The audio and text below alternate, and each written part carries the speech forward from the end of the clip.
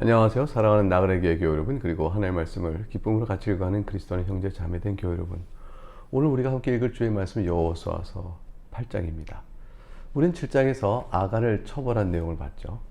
그리고 여호와께서 그의 맹렬한 진노를 그치셨습니다. 이제 여호와께서는 여호수아를 격려합니다. 정복 싸움을 행하라는 것이죠. 아이성을 치면 이길 것이라고 확신을 줍니다.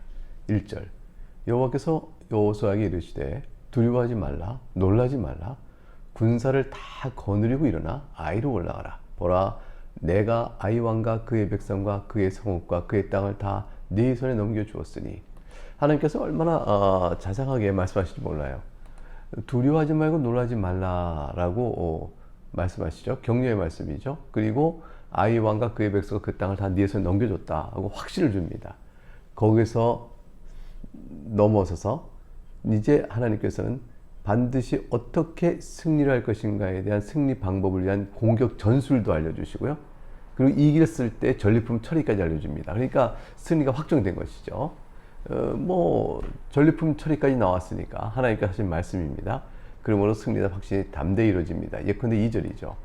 너는 여리고와 그 왕에게 행한 것 같이 아이와 그 왕에게 행하되 오직 거기서 탈취할 물건과 가축은 스스로 가지라.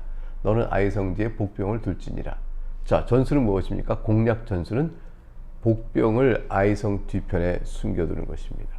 그리고 이제 전리품, 물품과 가축의 전리품은 여리고성 함락과는 달리 아이성의 것은 이스라엘 백성이 가질 수 있도록 허락을 하셨습니다. 이제 여호수아는 하나님께서 일러주신 그 전술대로 움직여 갑니다. 이에 3절, 여호수아가 일어나서 군사와 함께 아이로 올라가려 하여 용사 3만 명을 뽑아 밤에 보내며. 여리고성을 함락한 후에 이들이 사기충천해서 아이성은 작은 성이니까 문제도 안 된다 해서 보낸 2,3천이면 된다 3,000명을 보냈었다가 패배했었죠. 그들은 선장의 승리가 하나님께 있으므로 하나님의 말씀에 순종하는 데 있는데, 아간이라는 자의 범죄로 인해서 결국 아이성을 정복하는데 3,000명으로 이길 수 있는 전쟁을 패한 것이에요. 사실은 사람 볼 때는 3,000명을 이길 수 있는 그렇게 보이는 이제 성이었는데, 그러나 패배하고 말았죠. 그 패배의 원인은 전력의 약화라기보다는 아마도 이스라엘의 아간의 범죄로 인한 하나님의 말씀을 불순종한 심판의 의미가 있었습니다. 그렇다면 이제 다시 하나님께서 승리를 주시겠다는 말씀하시고 이스라엘에게 나가라고 명령하신다면 전력적으로 3,000명만 다시 보내 싸워서 이기거나, 아니면 이번에 1,000명만 보내서 이김으로 과연 이 싸움은 하나님 하시니라. 보라, 우리가 3,000명 나갔어도 범죄했을 때는 패배했으나 이제 하나님께서 승리를 주시겠다는 말씀하시므로 1,000명만 보내도 이번에 이겼다. 이렇게 되면 이제 드라마틱한 뭐가 되잖아요. 그런데 여호수아는 그렇게 하지 않습니다. 승리를 약속하시고 다시 기회를 주시고 동행하시는 하나님의 말씀을 듣고 저들은 이제 여호와께서 말씀하신 복병 전술을 쓰되 철저한 준비를 합니다. 3절에 보면 용사 3만 명을 뽑아요. 그리고 밤에 몰래 보냅니다. 하나님의 승리의 확신 있는 말씀의 약속에도 불구하고 철저한 준비를 하는 겁니다. 이것은 굉장히 중요한 우리의 교훈을 줍니다. 우리가 하나님께서 이 길을 인도하실 분명하다라고 할지라도 그 길을 향해 나아가는 우리 편에서의 철저한 준비는 주께서 이 길을 인도하시는 확신에 마땅한 반응이 되는 거죠. 하나님께서 우리를 구원하실 것이다. 그러니까 나는 아무렇게 살아도 된다가 아니라 구원에 합당한 교훈을 따라 살아가는 것이 우리에게 중요하듯이 말입니다. 4절에 보면 그들에게 명령하여 이르되 너희는 성읍 뒤로 가서 성읍을 향하여 매복하되 그 성읍에서 너무 멀리하지 말고 다 스스로 준비하라. 매복을 했지만 성읍에서 멀리 떨어지면 순간에 공격해야 되는데 효과가 적으니까 너무 성읍에서 멀리 가지 말 것이고, 그래서 다 스스로 준비하라. 전투 준비를 스스로 잘 갖추어 대비하라고 했습니다. 자발적 전투 준비에 대한 의식도 고취시키는 것이죠. 5절, 나와 나를 따른 모든 백성은 다 성읍으로 가까이 가리니. 자, 매복을 3만 명 보냈습니다. 그리고 이제 여호수아가 군사를 이끌고 전면적으로 성읍을 가까이 갑니다. 그들이 처음과 같이 우리에게로 쳐 올라올 것이라. 그리할 때 우리가 그들 앞에 도망을 하면 이제 전략적 후퇴죠. 그러면 6절에 그들이 나와서 우리를 추격하며 이르기를 그들이 처음과 같이 우리 앞에서 도망한다 하고 우리의 유인을 받아 그 성읍에서 멀리 떠날 것이라. 이게 패배를 위장하고 가는데 첫 번째 승리에 대해 도취하여 또 그런 줄 알고 성읍 밖으로 막 병력을 몰아낼 때, 그래서 우리가 그들 앞에서 도망하거든. 7절. 너희는 그때를 찾아서 매복한 곳에 일어나서 그 성을 왁 점령하라는 것이죠. 그 점령은 어렵지 않을 것이다. 승리는 확정되어 있다. 여호와께서 그 성읍을 너희 손에 주실 것이라. 8절. 너희가 그 성읍을 취하거든 불살라 버리게 되어 있어요. 그것을 불살라 여호와의 말씀대로 행하라. 보라 내가 너에게 명령하노라 하고. 자, 이렇게 해서 이제 하나님께서 말씀하신 대로 여호수아가 빈틈없이 이스라엘 백성에게 작전 지시를 했습니다. 9절을 보겠습니다. 한번 지도를 같이 보면서 보실까요? 지도를 보면서 구절을 한번 보겠습니다. 그들을 보내매 그들이 이제 매복할 곳으로 가서 아이성으로 아이 서쪽 베델과 그 다음 아이 사이에 매복하였고 여호와는 그 밤에 백성 가운데 잤더라. 이렇게 되어 있죠. 이 내용을 보게 되면 사진을 보게 되면 어떻게 되어 있어요? 여러분 사진 가운데에 빵 별표처럼 두 개가 그려 있죠. 그 가운데 있는 바다가 이게 사해예요. 사해 가까이 있는 곳이 여리고예요. 여리고를 먼저 정령한 다음, 그 다음에 또 두 번째 위로 왼쪽 위편에 있는 것이 아이성이에요. 아이성이 위치인데 거기서 전쟁이 탁 벌어졌습니다. 그 성을 정복하는 거죠. 근데 아이성 바로 왼쪽을 딱 보면 베델이 있습니다. 베델. 이 베델과 아이성 사이는 약 4km밖에 안 돼요. 그런데 이 베델과 아이성에는 돌산으로, 이게 고산지대입니다. 돌산이 있어서 매복하기 좋은 장소였죠. 여리고성과 아이성의 거리는 약 18km로 봅니다. 여기에서 아이 서쪽 베델과 아이 사이에 매복을 합니다. 여호사는 그 밤에 백성 가운데서 잤더라 되어 있습니다. 자, 10절. 여호수아가 아침에 일찍 일어나 백성을 점호하고 이스라엘 장로들과 더불어 백성이 앞서 아이로 올라가매, 이제 실제 진영 배치를 이제 완료하는 거죠. 그와 함께 한 군사가 다 올라가서 그 성읍 앞에 가까이 이르러 아이 북쪽에 진치니 그와 아이 사이에는 한 골짜기 있더라. 12절. 그가 약 5,000명을 택하여 성읍 서쪽 베델과 아이 사이에 매복시키니 3만 명을 보내고 나서 5,000명을 더하여 또 추가로 배치시켰습니다. 이와 같이 성읍 북쪽에는 온 군대가 있고 성읍 서쪽에는 복병이 있었더라. 이렇게 되어 있습니다. 여호수아가 그 밤에 골짜기 가운데로 들어가니, 자 14절에 아이 왕이 관찰하죠. 이걸 딱 보고 그 성읍 백성과 함께 일찍 일어나 급히 나가 아라바 앞에 이르러 정한 때에 이스라엘과 싸우려 합니다. 그런데 성읍 뒤에 복병이 있는 줄은 미처 알지 못하였습니다. 그러니 그 싸움할 때 아이 왕이 착각을 하게 된 거죠. 그런데 15절에 여호수아와 온 이스라엘이 그들 앞에서 거짓으로 패한 척하여 광야길로 도망하며, 그 성읍에 있는 모든 백성이 와 이겼다 또 이겼다 하고 그들을 추격하려고 모여 여호수아를 추격하며 유인함을 받아서 아이 성을 멀리 떠납니다. 아이와 베델 사이에 이스라엘을 따라가지 않은 자가 하나도 없으며 성문을 열어놓고 이스라엘을 추격했습니다. 자, 이때죠. 성읍은 열어져 있죠. 그 성읍은 비어 있습니다. 병력들이 바로 나가버렸습니다. 그리고 복병이 35,000명이 되는 복병이 그대로 나서서 이제 공격을 하게 되고, 도망가던 본진도 돌아서서 다시 대적을 하게 되니까 양쪽 협공을 받게 되고 성은 바라보니 빼앗겨버린 상태가 되죠. 뭐 전쟁의 승리가 누구 편이겠어요? 어느 쪽으로 갔겠습니까? 18절에 여호와께서 여호수아에게 이르시되 네 손에 잡은 단창을 들어 아이를 가리키라. 내가 이 성을 네 손에 넘겨주리라. 여호수아가 그의 손에 잡은 단창을 들어 그 성읍을 가리키니 그의 손을 드는 순간에 복병이 그들의 자리에서 급히 일어나 성읍으로 달려 들어가서 점령하고 그 성읍에 불을 놓았더라. 아이 사람들이 이제 뒤를 돌아보겠죠. 장군, 왕이여, 성읍이 불탑니다 하고 뭐 보고 왔을 거고, 뒤를 돌아보니까 그 성읍의 연기가 하늘에 닿은 것이 쫙 보이니 이 길로도 저 길로 도망할 수가 없게 되었고, 광야로 도망하던 이스라엘 백성은 그 추격하던 자에게 돌아서 버린 겁니다. 이제 양면 협공을 받게 된 거죠. 21절 여호수아와 온 이스라엘이 그 복병이 성읍을 점령함과 성읍의 연기가 오름을 보고 다시 돌이켜 아이 사람을 쳐 죽이니 아이 사람들은 완전히 이제 사기를 잃어버리고 도망가기에 급급하게 된 것입니다. 이때 복병도 성읍에서 22절 나와서 그들을 칩니다. 앞에서 뒤에서 치게 시작합니다. 그들이 이스라엘 중간에 딱 든지라. 어떤 사람들은 이쪽에서 어떤 사람은 저쪽에서 쳐 죽여 한 사람 남거나 도망가지 못하게 하였고 아이 왕을 사로잡아 여호와 앞으로 끌어오게 되었습니다. 자, 아이 왕을 어떻게 할까요? 이제 이 아이 성을 어떻게 처리할까요? 24절을 보면 이스라엘이 자기들을 광야로 추격하던 모든 아이 주민들을 들에서 죽이되 그들을 다 칼날에 엎드러지게 하여 진멸하기를 마치고 한 사람 살두지 않습니다.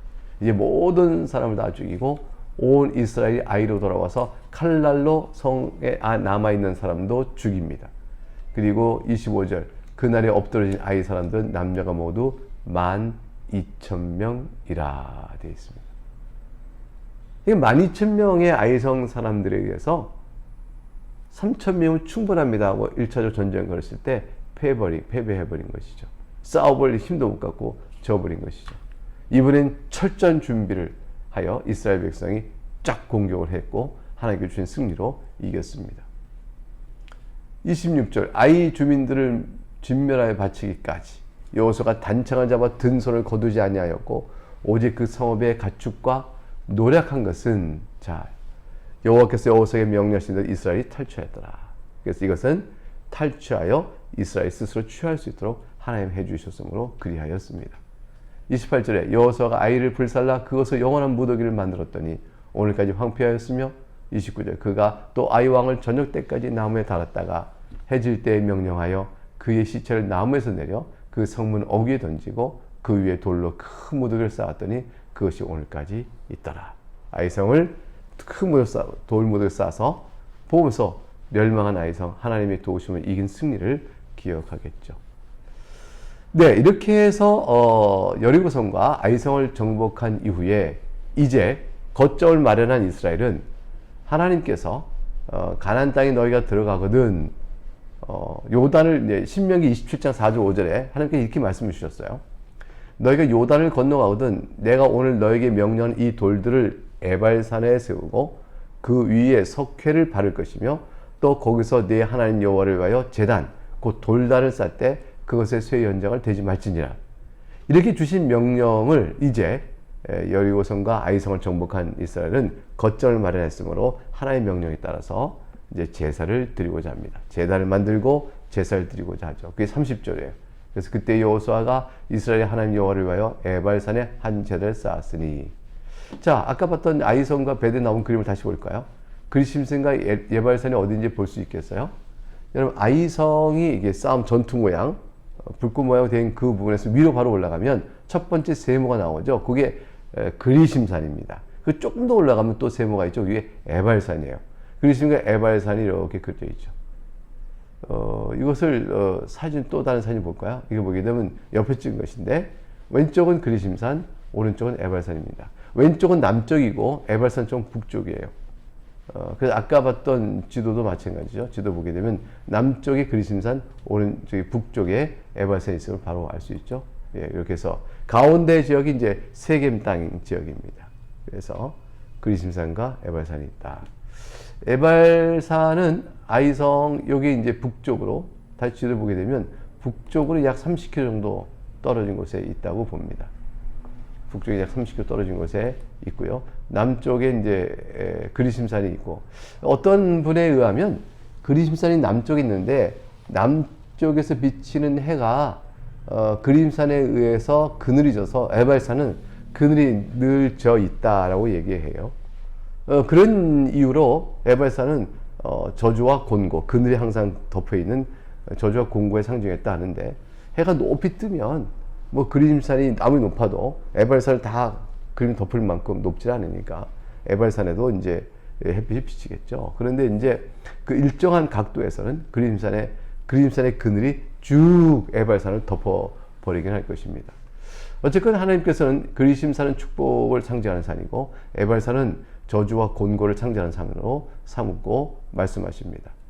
그런데 이제 여호수아가 이제 제단을 돌로 만들어 제단을 쌓고 거기서 하나님께 제사를 드리는데 그리심산에도 안 하고 에발산에도 합니다. 그것은 이제 하나님께서 에발산에서 해라 하고 명령하신 거죠. 아까 봤던 신명기 27장 4절에 보게 되면 너희가 요단을 건너고도 내가 오늘 너에게 명하는 이 돌들을 에발산에 세우고 그 위에 석회를 바를 것이며 또 거기서 제단, 그 돌단을 쌓을 때 쇠 연장은 되지 말지냐 이렇게 말씀했습니다. 그 말씀대로 에발산에서 제사를 드리게 됩니다. 31절에 보게 되면 이는 여호와의 종 모세가 이스라엘 자손에게 명령한 것과 모세의 율법책에 기록된 대로 쇠 연장으로 다듬지 아니한 새 돌로 만든 제단이라. 그래서 새 연장을 만지 않은 순수 자연에서 맞춘 돌로 쌓은 제단이라. 우리가 여호와께 번제물과 화목제를 그 위에 드렸으며 32절 여호수아가 거기서 모세가 기록한 율법을 이스라엘 자손의 목전에서 그 돌들에 기록하며 모세가 기록한 율법을 이스라엘 자손에서 그 돌들에 회치라고 기록을 했다. 이 기록한 내용은 아마도 이제 십계명이겠죠. 모세가 하나님께 받아온 두 돌판에 쓰여진 십계명, 그리고 신명기 27장과 28장에 나오는 하나님의 말씀에 순종할 때 받을 축복과 불순종했을 때 받을 저주에 대한 내용을 그것에 아마 기록했을 것이라 이 정도 추정할 수 있습니다. 그래서 그리심산과 에발산 이 두 산에서 이제 이렇게 하는 제사의 의미를 생각하면 그리심산은 축복의 산이요 에발산은 저주의 산이다. 각각 순종과 불순종에 미칠 결과가 어떻게 다른지 보여주는 그런 상징성이 있음을 생각해보고 에발산에서 하나님께 제사를 드리고 거기에 돌 위에 세울 때는 아마도 축복과 저주가 가는 내용이 있을 것이다. 십계명에 대해서 이렇게 추측할 수 있습니다. 왜 에발산에다 했어요? 그리심산은 아마도 이제 에발산에다가 하나님의 단을 쌓음으로 속죄 은총을 거기서 구하게 된다는 걸 생각하게 되면 저주 위에 세워진 하나님을 향한 제단을 통하여 저주를 극복하고 용서받는 은혜의 체험, 이런 것들이 오히려 에발산에도 상징적이지 않았을까 이렇게 생각해 봅니다. 하나님의 율법에 의하여 저주 아래 있으나 그리스도 십자가로 우리가 구원받고 나아듯이 에발산의 저주의 산이지만 하나님 앞에 제사를 쌓고 제사를 드림으로 용서받는 은혜, 그거를 누릴 수 있는 것이다. 이렇게 볼 때는 뭐 그리스도보다는 에발산이 더 적절해 보인다고 평가할 수도 있을지 모르겠습니다. 33절에 보게 되면 온 이스라엘과 그 장로들과 관리들과 재판장들과 본토인뿐 아니라 이방인까지도 여호와의 언약궤를 맨 레위 사람 제사장들 앞에서 교회의 좌우에 서되 절반은 그리심산 앞에서 절반은 에발산 앞에 서게 했습니다. 그리고 이는 전에 여호와의 종 모세가 이스라엘 백성에 축복하라고 명령한 대로 함이라. 그래서 우리가 순종하면 축복을 받을 것이 아멘, 불순종하면 저주했을 것이라 아멘, 이렇게 다 전체가 그 하나님의 말씀에 따라 어떻게 순종과 불순종의 결과가 다를 것인지를 인정하고 받아들이도록 했습니다. 34절 보니까 그 후에 여호사가 율법책에 기록된 모든 것대로 축복과 저주의 율법의 모든 말씀을 낭독하였으니, 이 낭독했을 때 각각이 아멘 아멘 화답을 해야겠죠. 35절 모세가 명령한 것은 여호수아가 이스라엘 온 회중과 여자들과 아이와 그들 중에 동의하는 거류민들 앞에서 낭독하지 아니한 말이 하나도 없었더라. 그래서 하나님의 말씀을 가감없이 다 전달했다고 되어 있습니다. 예, 이제 가나안 땅의 정복을 위한 두 거점을 마련하고 하나님 말씀하신 대로 이 가나안 땅에 이루어질 하나님 나라에 대해서는 오직 순종의 그 원리와 또 하나님께서 세우는 비결이 있음을 우리에게 오늘 보여주고 있습니다. 네, 여기까지 오늘 살피고 내일 다시 여호수아 9장을 살펴보도록 하겠습니다.